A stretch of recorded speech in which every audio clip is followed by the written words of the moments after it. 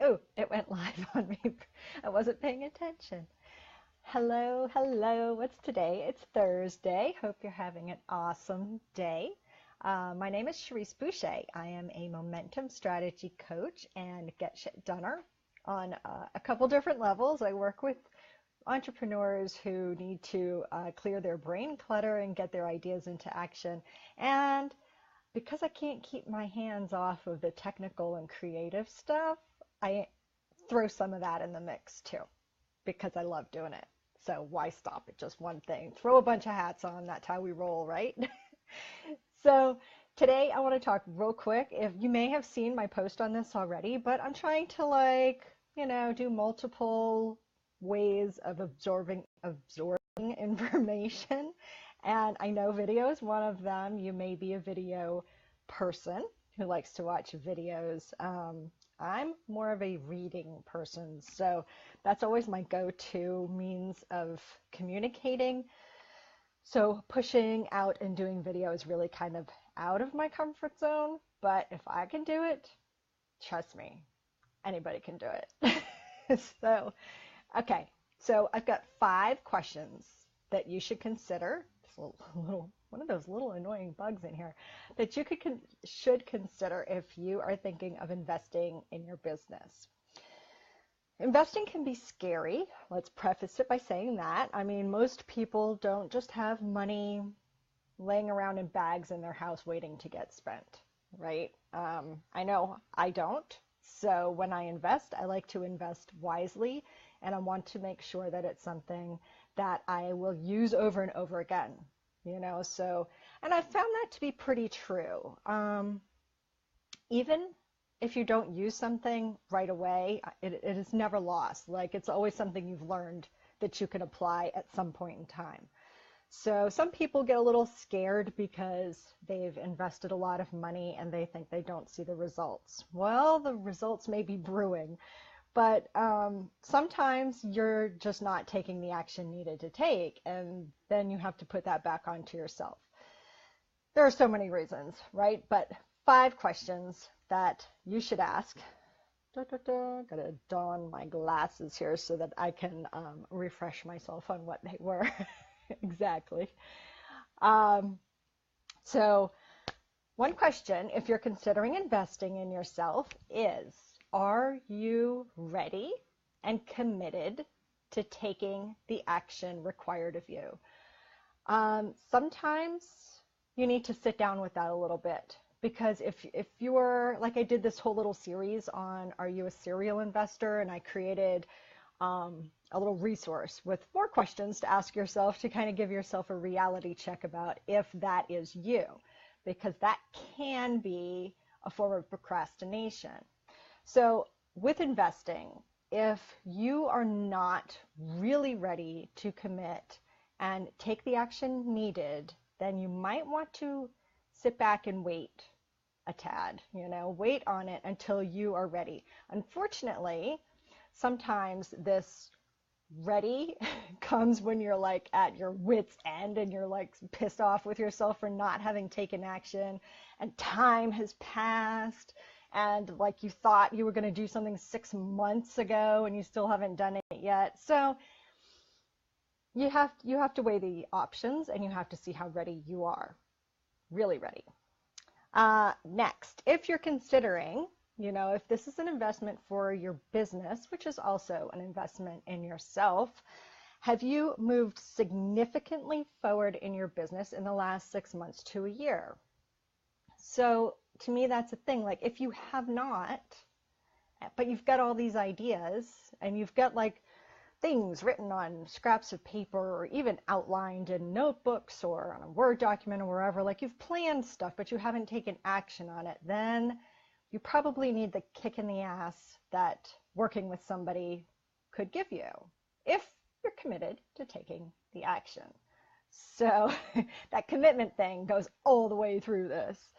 So if you haven't made significant movement, but I encourage you to write down the things that you have accomplished in that time frame of a year to 6 months ago, because we forget very, very quickly what we have accomplished. And it's easy to overlook that stuff because you're always looking forward. So when you think, oh, I haven't reached this level yet, what level have you reached that you weren't at a year ago? So it's something to consider in that part. How much are you willing to financially invest? You may say nothing, but if you are not getting where you want to go and you're not taking action on your ideas and things are just not in motion enough for you, you might want to really consider how much are you willing to invest. It should be a bit of a stretch, most likely for you. I mean, for most people, it typically is. But that also helps you commit yourself to taking the action so that you are skin in the game there, kind of a thing. Next, take a look at what exactly it is that you want to implement in your business that you have not yet. So this helps you look for the right way to invest. You don't want to be a program hopper. You don't want to be a coach hopper. You don't want to be a serial investor constantly looking for the next best thing. You want to get what you need right now. So if what you've been sitting on is an idea or a project that you know what it is, you just haven't taken action on it for some reason, it could be the creative part is holding you back. It could be the technical part is holding you back. Whatever it is, there are pretty much excuses because you can find a way to get that shit done. So take a look at what specifically it is in your business that you want to make happen, something that you've been planning and wanting to implement but have not done it yet. That will help steer you in the right direction of what to invest in because you'll be more specific and more guided, and you'll tend to steer away from the shiny object syndrome because if what you're looking at is not going to meet the needs of what you want to implement, then just pass it by. Maybe it's something to come back to at a later time. And then consider how you best work and how you really get shit done. Like, do you work awesomely, like with deadlines? Does the accountability of having somebody help you through the process and break things down for you into actionable steps help you take consistent motion, consistent action forward? Or is like a group thing good for you? Are you more self-directed and you can hold yourself accountable with just a group presence, knowing that you're going to have to pop in a week or so and share what you've done? For me, I'm definitely more of a one-on-one person, and that is the way that I also like to work with my clients one-on-one because to me, it's very individual. You know, everybody is very different, and their ideas are very different, and their products or their projects or their services are very different. So for me, it's easier to work with somebody one-on-one, and it's easier for me to get one-on-one support because I feel more supported in that type of learning. So, all right, I didn't number them, but those were 5 questions for you to think about. You can find this in a blog post I just wrote. I think it was last week. If you go to chariseboucher.com/blog, you'll get a little bit more in there about these 5 questions. But the reason why I share that is because I think investing in yourself wisely is so, so, so important. Because if you willy-nilly throw your money around, you tend to get jaded, I guess, about investing. If something went wrong in the past, you're like, oh, I don't want to spend this much money again and then have no results. And which is why you need to take a look if you were actually taking the action needed during whatever it was that you invested in. Were you doing your part? So that's it. If you are one of the people that has been sitting on something for 6 months, a year, could just be a couple months, but still it's something that's been nagging at you to put out there into the world, and you still haven't done it yet, but you are beyond ready. You are so committed to taking action then I am so committed to you and helping you get your stuff out there, because that is so exciting for me. It really is. I love it.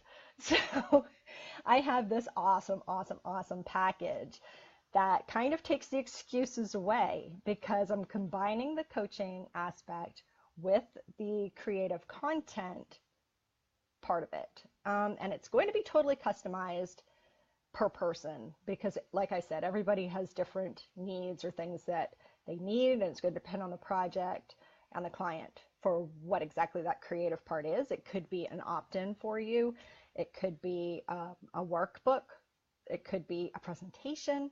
It could be a series of promotional images and posts to share what you've created or what you're putting out there. So those are a few things it could be, and I do that for you. So there's literally no excuse for you to not get shit done. So if this sounds like you, or you know somebody who's been talking about doing a project, send them my way. Just go to CheriseBoucher.com/6weeks2GSD. And that will be more information for you to read there. I want you to keep in mind that price is only available until, I believe it was June 17th. I have to double check, but I'm pretty sure, because it's like a crazy good deal and investment. And when I looked at what I was charging for that again, I was like, what the hell, Cherise? So, but I want to help people, and the investment isn't huge, but you will have something. If you're committed, you have to commit. I'm very, very serious about that.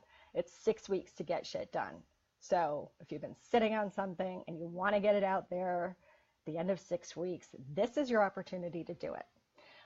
If you want to talk about what you've got going on, message me, hop over to my website, CheriseBoucher.com/schedule, and you can book a 30-minute chat for us to see what we can do about getting your stuff out into the world.